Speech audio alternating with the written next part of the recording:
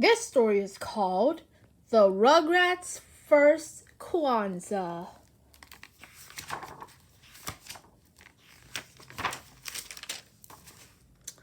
It was the day after Christmas and a storm was howling outside. Susie had invited her friends over to play with her special Christmas present. "Oh, Chucky, your hairs are so cute," said Lil. "You look like a porcupine." "Do me next, Susie," said Kimmy. "I want to look like a porcupine, too." Just then, a fierce gust of wind blew the door wide open. It was Susie's Auntie. "Ooh-hoo-hoo-wee. I have seen a storm like this since Hurricane Coco in Tahiti," she shouted. "It's so good to see you, Auntie," Susie's mom said. "Where's Uncle Charles?" "In Zanzibar, the old goat," Auntie chuckled. "Not to worry. He'll catch the next flight out." "Come here and give you Auntie a big hug, children. I have a feeling we're going to have an extra special Kwanzaa this year." "Who's Kwanzaa?" Susie asked shyly. "Kwanzaa commemorates the first harvest celebrations of Africa," said Edwin. "Sugar," Auntie told Susie. "All you have to know is that Kwanzaa is about being together as a family to honor our great people."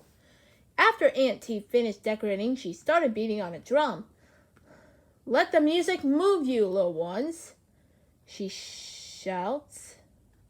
"Move us where?" wondered Tommy, as he leaped and spun and shook his hands in the air. Auntie spun to the stop in front of the fireplace. "Look at all these awards," she marveled. "A lot of special people live here," Randy said proudly. "Let's have a karamu, the big feast, tonight to celebrate," Auntie said.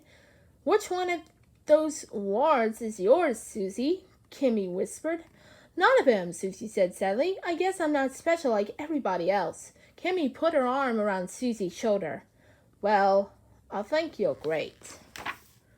Auntie reached into her suitcase and fished out a large pouch.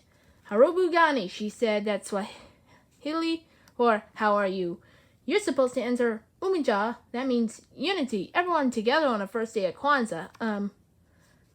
Umoja, Auntie," they said.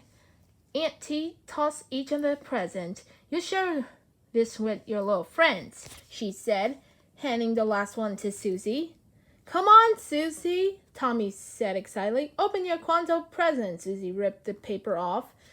"It's nice," Joko said politely, "but where is it exactly?" "Just a dusty old book with some pictures on it," sighed Susie. Tommy looked at the other presents. "Wow. Look at the neat stuffs they got." "All right, Carmichaels, time to get ready for our Kwanzaa feast," Auntie bellowed. "Buster, you helped with dinner. My recipe for African peanut butter stew will knock your socks off. Elisa, you can set a table. Don't forget to mahandi the makuria manzeo." Alicia looked confused. "Excuse me? That's corn, straw mats, and fruits of the harvest," Edwin explained.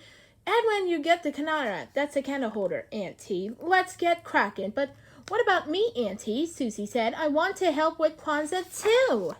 "We can help with get the candles for the Nara, Susie," said Kimmy, pointing to the mantel. "How we gonna get out of way up there?" asked Chucky nervously.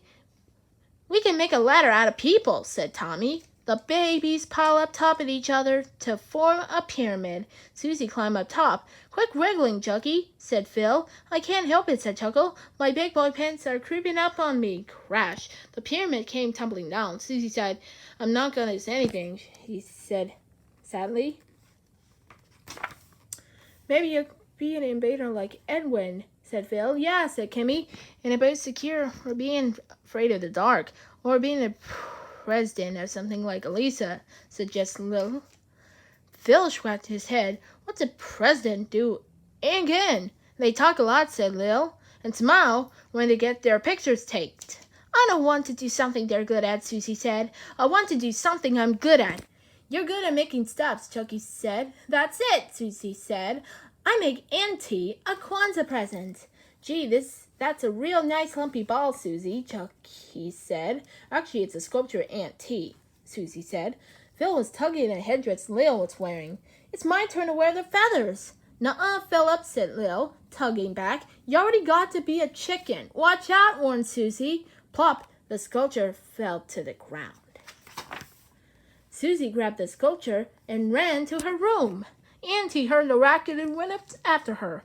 What happened, baby? She asked. The present I made for you got ruined. Someone sniffed. Susie sniffed. I guess you're gonna have to celebrate Kwanzaa without me. Bless your heart, child, said Auntie. Look at the sculpture. It's not perfect, but it's got a lot of character, just like me. But Auntie, I can celebrate Kwanzaa because I'm not great, Susie said. I don't have any trophies or awards like the rest of my family. Baby, greatness doesn't come from the winning awards, Auntie said. It doesn't, asked Susie? No, ma'am, greatness is inside. Auntie stood up. Come on, I'll get you some people I'd like you to meet. It may not look like it, Susie, but the present I give you is very special, Auntie said. I've kept this scrapbook for nearly 50 years. It's filled with all sorts of great people. I bet she's gonna tell us a Kwanzaa story, whispered Phil. Well, I haven't heard a Kwanzaa story since. Lil thought a second. Since ever. Susie pointed the photograph in his scrapbook. Who's that? That's your Uncle Charles, said Auntie. No, he's a great man. Helps anyone who needs it. And one day back in 1963, a very special gentleman needed help. That's us, Auntie said. Looking fine and on our way to see Dr. Martin Luther King. Woo-wee, said Edwin. You mean in person? Yep, except we didn't make it on time, Auntie said. There was a car in trouble on your road and Charles stopped to help. Oh no, said Susie. You didn't get to see the king. Not in Washington, D.C. we didn't, Auntie.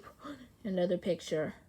That's Uncle Charles. Helping a stranger find out what's wrong with his car, said Auntie. You'll never guess who he was. Wow, that's Dr. Martin Luther King, exclaimed Edwin. Way to go, Uncle Charles, but where's his crown, asked Susie. Dr. Martin Luther King wasn't that kind of king, and she said he was a humble man who taught people how to get along better and became one of the greatest men in the history in our country. Uncle Charles never told me that story, said Randy, grinning proudly. This is fun, said Susie. Tell us more Kwanzaa stories. Auntie turned a page and Susie pointed another picture. Look, that's me. That's not you, it's Mom, said Elisa. Beautiful picture, isn't it, Auntie? Sure is, said Auntie. On a day she sang the first solo in church. She was only 6 years old. It's one of the great moments in our family history. Mama looked so scared. I bet she couldn't even sing, said Susie. Right, Auntie? Wrong, Auntie said. She was scared, all right. All right, but she didn't let her fear stop her from doing what she loved. But what did she do? Asked Susie. She went out there and brought her house down. That's what Auntie said. Ooh, child, my feet hurt. I danced so much that day, Auntie said.